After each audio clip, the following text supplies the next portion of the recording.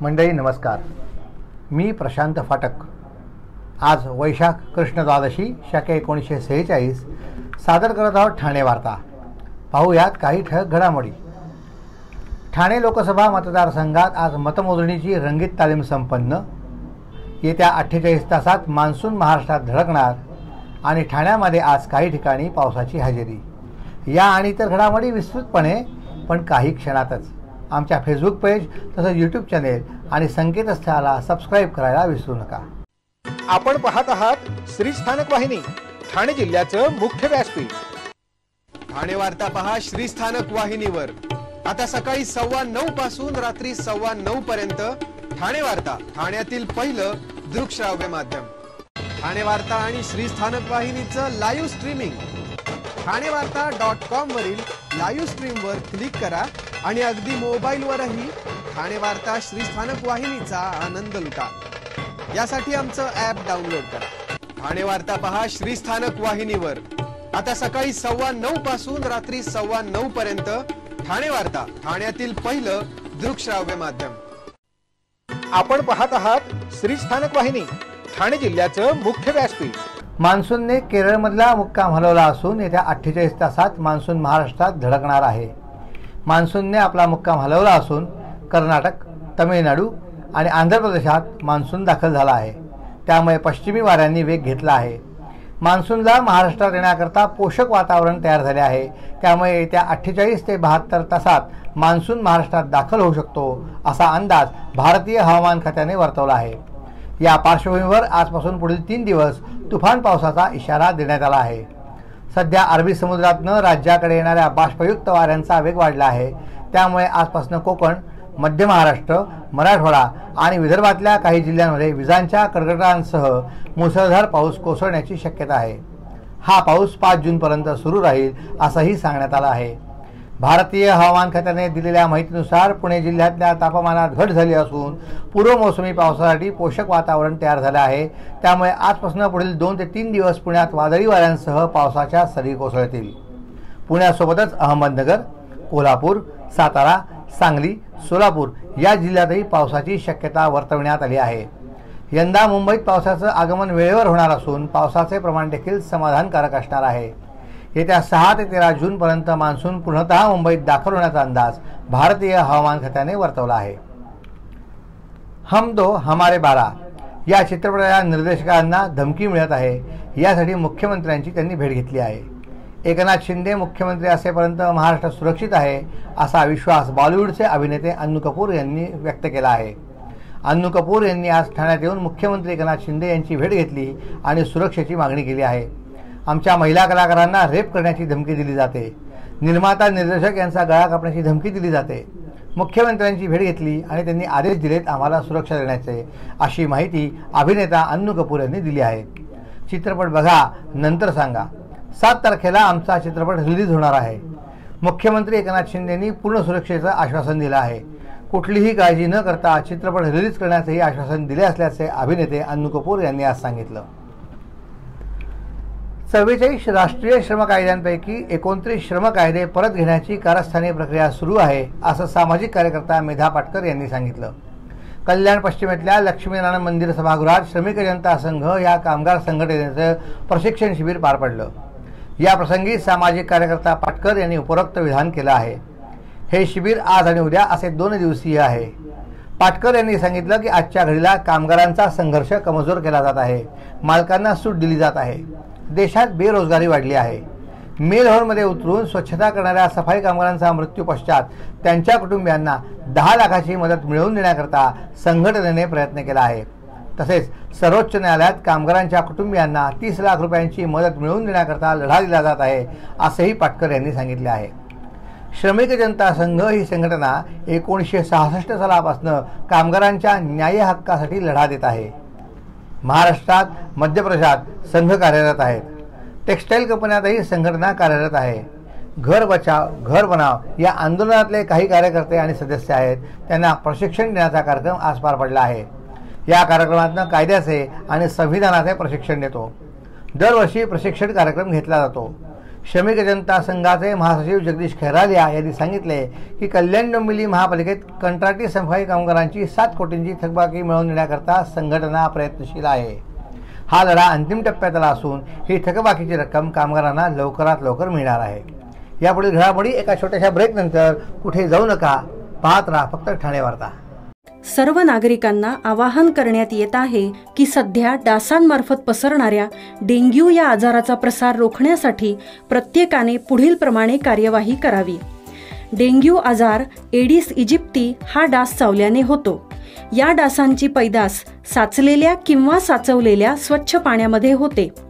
8 दिवसांपेक्षा जास्त दिवस पाणी उघडे व साचून राहिल्यास त्यात डास अंडी घालतात।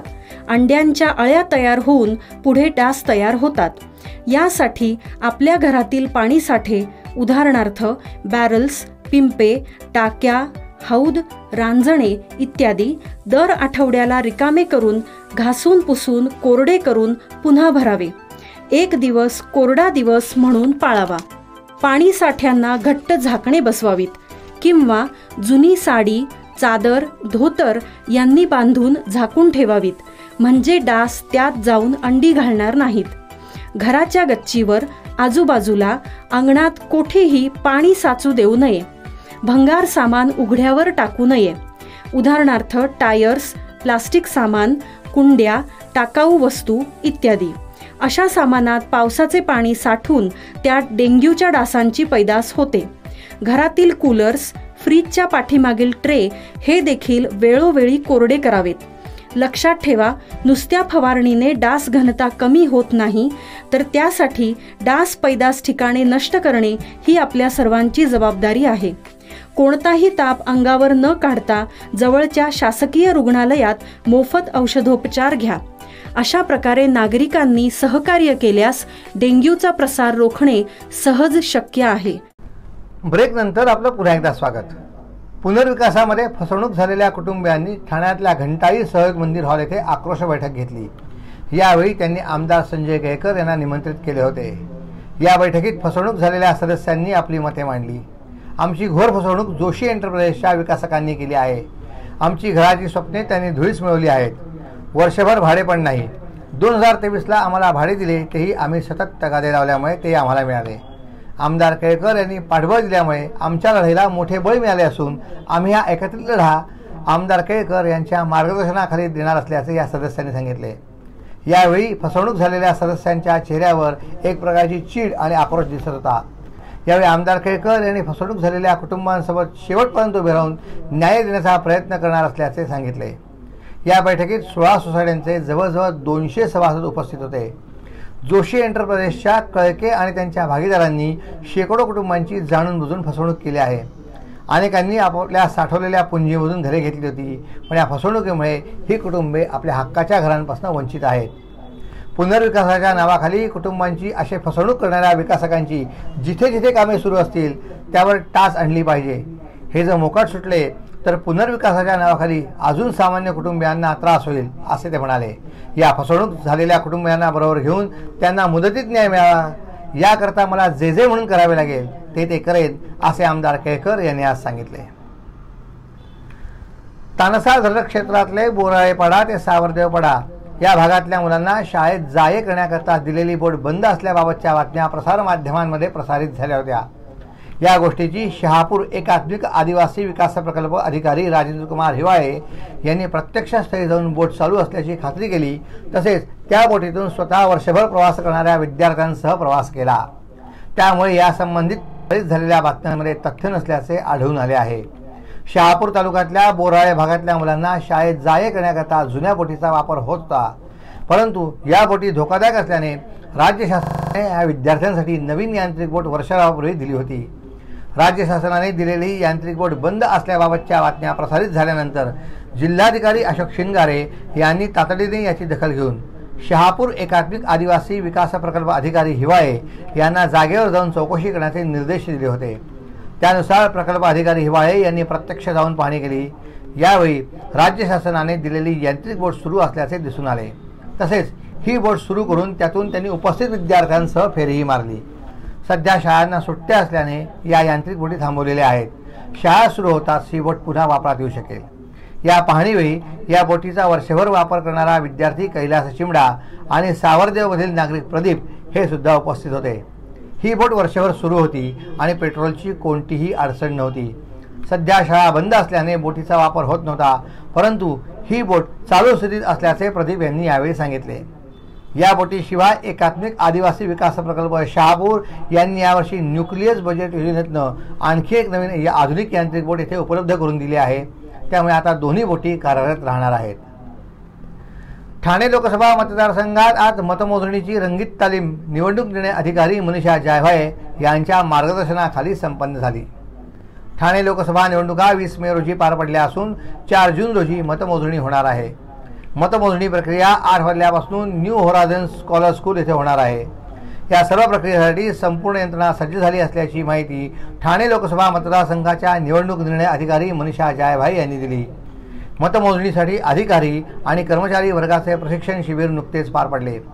ठाणे लोकसभा मतदारसंघात 6 विधानसभा मतदारसंघ असून प्रत्येक विधानसभा मतदारसंघात 14 याप्रमाणे एकूण 84 टेबल्सवर मतमोजणी करण्यात येणार आहे।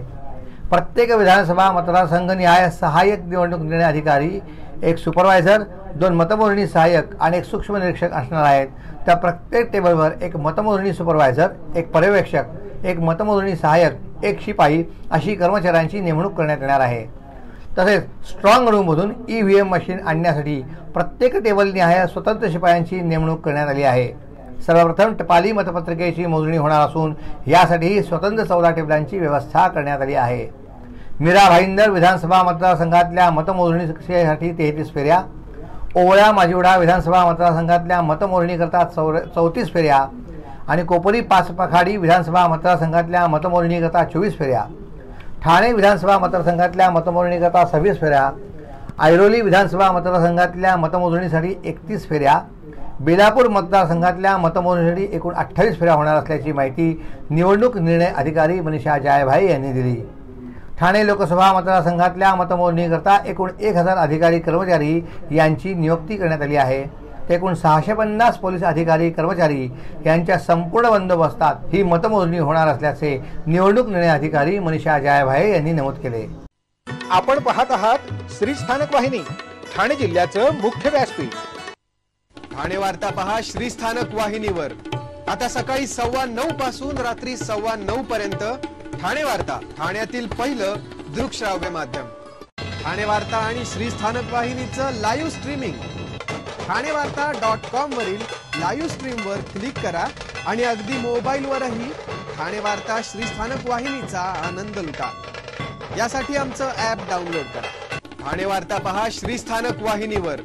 आता सकाळी 9:15 पासून रात्री 9:15 पर्यंत ठाणे वार्ता, ठाण्यातील पहिलं दृकश्राव्य माध्यम। आपण पाहत आहात श्री स्थानक वाहिनी, ठाणे जिल्ह्याचं मुख्य व्यासपीठ।